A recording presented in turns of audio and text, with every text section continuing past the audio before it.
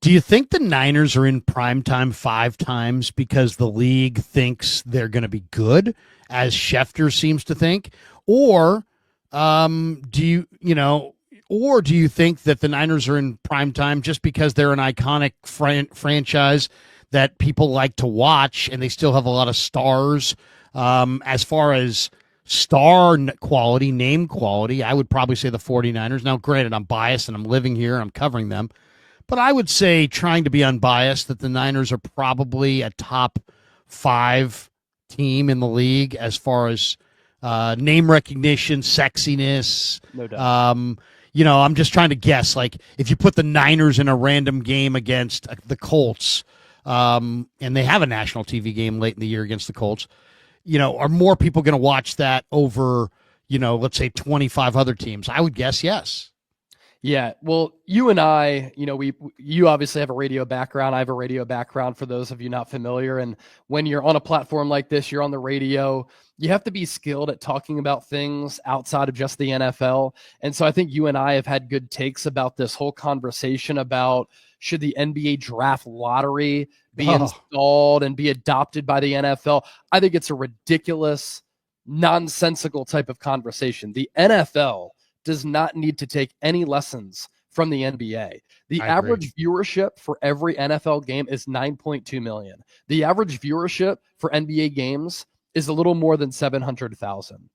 In the NFL, every market matters. In the NBA, only some markets matter.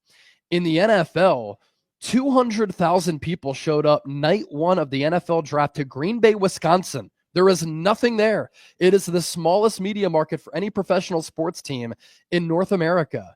And that is more than the population of people in Green Bay, Wisconsin. The NFL pretty much has a stranglehold of America, where there is attention that is demanded almost year round. Rookie minicamp, the numbers for our content, they're terrific. OTAs, I can't wait for that. Mandatory minicamp, training camp, our numbers start to pop off, and we're not even talking about the regular season. The NFL draft, NFL free agency, it demands millions and millions of eyeballs, right?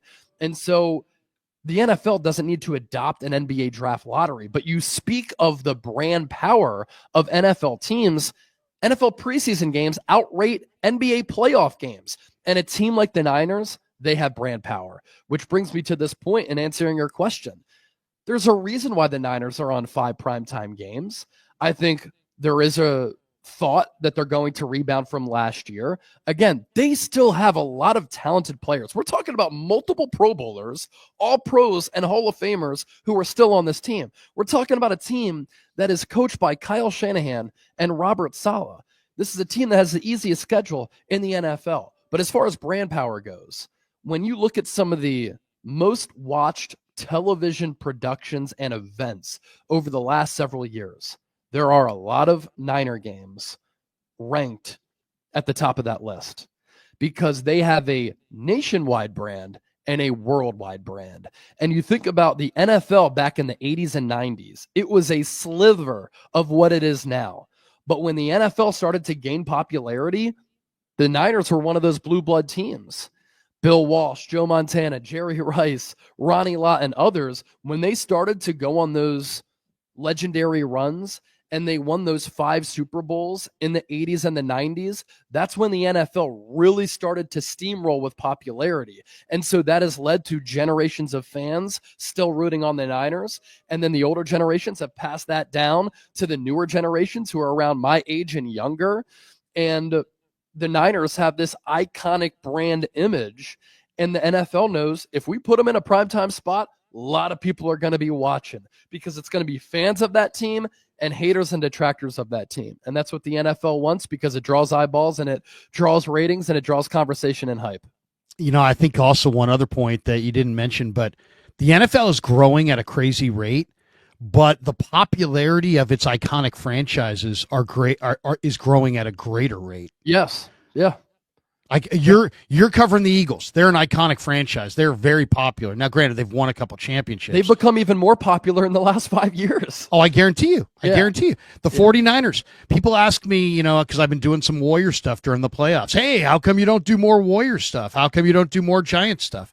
Well, I'll tell you right now. I mean, I host the Krug show here, and we do a lot on Niners. Now, obviously, I'm a former football scout. That's more my background, so that has a lot to do with it. But I also, the Niners are the franchise that's easily the most popular in this market. To give you an idea, our channel has, I mean, your channel's big, way bigger than my channel, but my channel, a little channel over here, has got almost 3 million views in the month of May. Yeah. And the season hasn't been played for months. It won't be played for months. And we're talking about 3 million views. Now, granted, it was the draft and some of that, part of it, but that's what we're talking about. In fact, I'm going to share the screen because I didn't even know this video existed. But I was at Niner minicamp, rookie minicamp the other day for this little highlight. And this was the highlight of the day. This is Isaiah Nair. Oh, they finally released it. And somebody put it out there. I don't know who had it, Niner Films maybe or whatever. But this is Mordecai letting it loose, and this is Nair down the sideline. Yeah. And this is a 6'4", 220-pound receiver who you can tell is freaky athletic. Full extension of 35-inch arms on the dead run with 4.4 flat speed. He led him. When I saw it out of the hand, I thought, oh, he overthrew him by 5 yards. And this guy ran it down because he's got these Randy Moss-like strides, and he really does have a Randy Moss kind of body. I'm not saying he's Randy Moss, but he's got Randy Moss's body. If they were making the Randy Moss movie, Isaiah Nair would get the role of Randy Moss. At least for his football, because that's what Randy Moss used to look like. Super thin, long arms, incredible. And we're only getting a snippet of it, but that was the highlight. That and Corey Kiner's run, I think, were the two highlights of rookie minicamp. Mitchell and Ness, who's a regular on the show, drops this one. He says, the draft was a reach. Saying that Juwan Jennings is a number one wide receiver is a reach. Saying that Brandon Ayuk will be the same is a reach. They should call this the year of the reach or gaslight, however you want to look at it. What do you think? I mean, Mitchell and Ness says some crazy shit, but sometimes he's right, and I think he might be right on this one. If it was one argument I would have for the 49ers draft is that they didn't, unlike Eric DeCosta of the Ravens, who kind of always lets the draft come to him, the Niners, decide who they like, and they want to go get their guys, and they don't really care about draft value. And so they took Nick Martin at 75, despite the fact that some people had him ranked around 200, even though I think that was a great pick, and I love that pick. Other people feel like they really reached for Jordan Watkins. I like that pick as well, 4.37 receiver with ability. So I don't know. Give me your. I mean, we've talked a little bit about the draft since the draft, but now that you've had some time to kind of see the rookie minicamp, read all about the prospects, kind of read what their vision is of their prospects, how do you feel about the Lynch Shanahan 2025 draft haul? On Jordan Watkins, too, were you surprised when you were there last week for rookie minicamp how built he is in his lower half? Well, I mean, no, only because I watched tons of Ole Miss, and I mentioned this in some streams leading into the draft, that he's kind of looks like a running back. He's got that running back kind of build. He's not super thick lower legs, but he's not cowing. He's a solid 30 to 35 pounds heavier than Jacob Cowing. Yeah. And I more so meant that as far as like when you watch games, obviously, you see them in football pants, but you see them in shorts and you're like, all right, I can see the quad definition. You can see how big the calves are. For a guy who runs 4.3, he's pretty built in that lower half. So I was impressed by the makeup of the body as far as the athleticism. As far as this draft class goes, I think there's something to be said. I think the Niners sometimes, and this could be Kyle Shanahan's influence, they draft based on the depth chart. And I think teams like the Eagles and the Ravens, they draft just strictly on best player available. And I think the Niners do reach at times, but they reach for their guys and they stay true to their board. For instance, last year, I thought they reached on Ricky Pearsall, Renardo Green, Ricky Pearsall has some pop. Renardo Green, I think, can be a Pro Bowl level player at some point. They may have reached a little bit on Isaac Arendo, but shoot, he's 220 pounds. He runs a 4.3. You clearly see the ability there. Some people thought that they reached on Dominic Pooney, but he's been a great scheme fit. And he was the best interior offensive lineman, arguably, in that draft class from 2 years ago. And so at this draft, Mykel Williams, I thought, was a no-brainer at number 11. At that spot in the draft, you're going to have to take a chance on a boom or bust prospect. But man, the NFL body, it's already there. The game, it can translate right away. And the thing with Alfred Collins, Mykel Williams, Nick Martin, and Upton Stout, CJ West as well, I think right away from day one, all of those players have an opportunity to start for this team, and all of those players will help fix what has been a broken run defense. And so, yeah, did they reach on guys? Maybe. But what if you get 5 starters on defense out of this draft class in the first 4 rounds? Then that's a hell of a draft right there, especially when you're finding players who fit what you want, what you envision, what you like at those positions. Those defensive linemen, too, for Williams and Collins and CJ West, they fit the Niners scheme. And it's not easy to find edge rushers and edge defenders and defensive tackles who fit the wide 9. So I really, really like what they did on the defensive side of the ball. Jordan James, if this wasn't maybe the deepest running back class that we've seen in recent memory, if not ever, he could have gone a little bit earlier. He's a perfect Kyle Shanahan and Bobby Turner back. Jordan Watkins, a little bit of a project, but he didn't drop passes at Ole Miss. When Trey Harris got hurt, he was their number 1. He was the only wide receiver in college football last year to have 6+ catches of 50+ yards, and he runs 4.3. He tracks the ball well. I think he has some tackle breaking ability. Connor Colby, what if he wins the left guard spot and he starts there? That's another hit right there. If Curtis Rourke can be your number 3, that's not a bad selection in the 7th round. So I like what the Niners did. I think it's a solid B+ draft grade. I wish they would have addressed the offensive line, but look, Kyle Shanahan, Mike Shanahan, they just don't value the offensive line. It's kind of their philosophy. They're not going to take tackles early unless it's a generational player. I disagree with it because I think games are won and lost at the trenches, but that's maybe the only issue I have with this draft class is the lack of offensive linemen. It's funny. I was complimenting Howie on getting Tanner McKee, and in a lot of ways, Curtis Rourke might be the Niners' version of Tanner McKee. Kind of a late round guy who's kind of a tall, underwhelming, physically pocket passer. But when you start to look at him a little closer, you say, hey, we really like what we see there. And I think there's potential for both those guys down the road to be decent NFL quarterbacks. We'll see. DJ Humphries. It was announced that he was going to be a Niner, and then Mayoko yesterday said, that deal hasn't come together.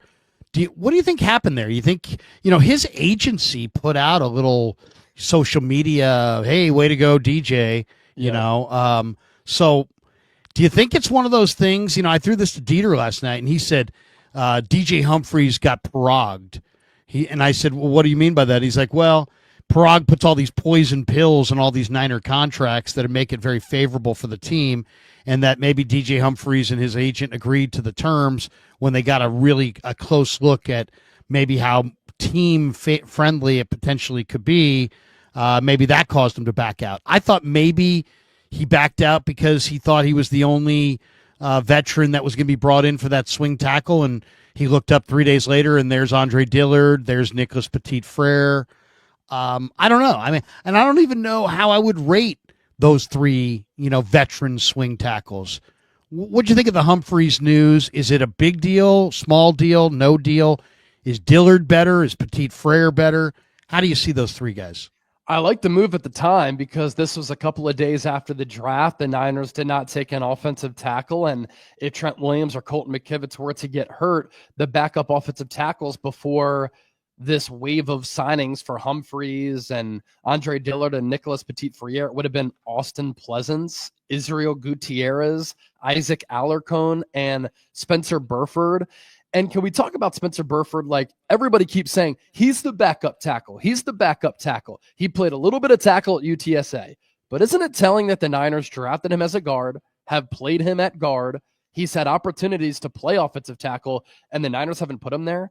I think he's more of an interior offensive lineman. And if he has to be a backup tackle, I think that's a problem. And so when you brought in Humphreys, I was thinking short-term deal, not going to cost a lot of money, former first-round pick, multi-time team captain. He was a Pro Bowler, I think, back in 2021, not that long ago. He was bad for Kansas City last year, but he was coming off that ACL injury that he suffered 2 Decembers ago, and then he hurt his hamstring. And that's why Joe Thuney had to pop out to tackle, where he's a natural guard, and he got annihilated in the Super Bowl against that Philadelphia front. But yeah, that kind of similar thought came to me too, Larry. I was like, well, is that why the Niners signed Andre Dillard and Nicholas Petit-Frere, because the Humphreys deal was never officially pen to paper? Or did DJ Humphrey see that the Niners added Andre Dillard, a former first-round pick, and Nicholas Petit-Frere, a former third-round pick, and he said, oh, I thought I was going to be the backup swing tackle.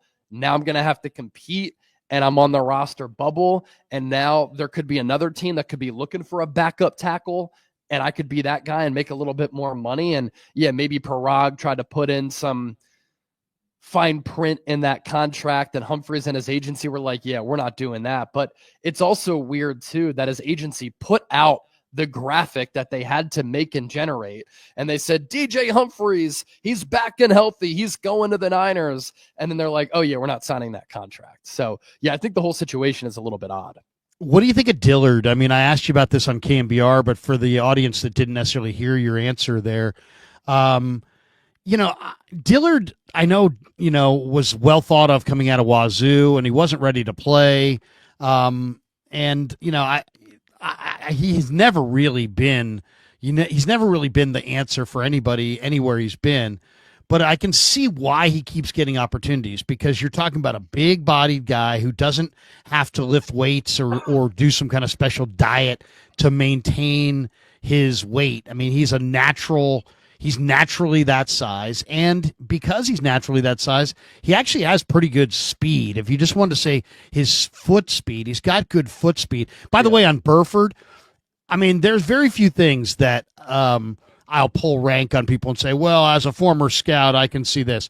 But the one thing I absolutely can see as a former scout is that his pass sets are not nearly, his footwork in his pass sets is not nearly at the speed that you would need to keep up with NFL outside edge rushers. Right. So I just think the Niners see that too, and that's why he always is a guard. Yeah. Because he's a smart guy. He's got the long enough arms. He's got the brain. He's got the strength. He can anchor, but he can't get out of his stance. And you see Lane Johnson. He's probably the best at it in the NFL. Yeah. Spencer Burford can't get out of his stance anywhere close to as fast. And when that's your issue, you're not playing tackle. I mean, it's just otherwise Brock Purdy's getting destroyed. Yeah. And you're whiffing, and because you're just gonna miss on the Hassan Reddicks of the world. He's just gonna dip the shoulder and kill the quarterback. Yeah. So, the football brain outside of not blocking Chris Jones. Right. Yeah. But what is Dillard? I mean, is Dillard potentially a late bloomer and can be for the 49ers kind of what a Laken Tomlinson was, or is he a lost cause and he's just a guy? Yeah, so Dillard's an interesting player, and for those of you who listen on KNBR the other night, obviously thanks for supporting Larry and myself. But I had talked about this, Dillard played offensive tackle at Washington State under Mike Leach. Right. And Mike Leach obviously was running the air raid offense, RIP Mike Leach, a legend in the game. That is not the easiest offense for offensive tackles, number one. Number two, it's not easy to scout offensive tackles in the air raid offense just because of how that offense is structured. And so the Eagles take him surprisingly with the 22nd pick in the 2019 NFL draft. And I thought it was a little bit of a reach, and that proved to be true because to start his career, he looked a little bit overwhelmed. He was dealing with attitude and temper tantrum issues. He was a little bit immature, but as an athlete in the pre-draft, 6'5", 315 pounds, 33.5-inch arms. He ran a 4.96 40-yard dash, 24 reps of 225 on the bench. And to start his career, he struggled, I think, mentally, and he struggled a little bit physically. And going into camp in 2020, he was actually, this is year 2 for him, going to be the starting left tackle. Then he suffered a torn biceps. He was ruled out for the year, placed on IR. And then in 2021, he was in a battle for that left tackle spot against Jordan Mailata, the former rugby player. And Jordan Mailata was one of the most dominant tackles in the game last year. He's obviously developed into a really good player. Mailata beat him out. But Mailata has become an excellent player, and so I wouldn't look at that as a knock on Dillard. Dillard that year ended up starting 4 games from week 3 to 6 at left tackle, and he actually played pretty well. And then the Eagles declined Dillard's 5th-year option. At moments, he played really well for the Eagles, and that's why he got paid by Tennessee. Then he goes to Tennessee for the 2023 season. After getting a bag, he was atrocious, one of the lowest graded offensive tackles in the game. And he didn't have the Jeff Stoutland offensive line coach type of presence to help him and keep him accountable like he had in Philadelphia, which, you know, at that time, it looked as though he was starting to turn the corner. And so the Tennessee stint was a disaster. He barely played with Green Bay. Now he's 29 years old. With quality coaching, can he become something? Maybe. But it's still a player who, if he were to have to play in place of Trent Williams, you don't have a lot of confidence there. Although I do look at him as a decent scheme fit for what Kyle Shanahan wants to do because of the athleticism, because of the quick feet. And you know, if the Niners can maximize him, maybe he becomes a low price tag, high quality type of contributor if he's thrust into that role.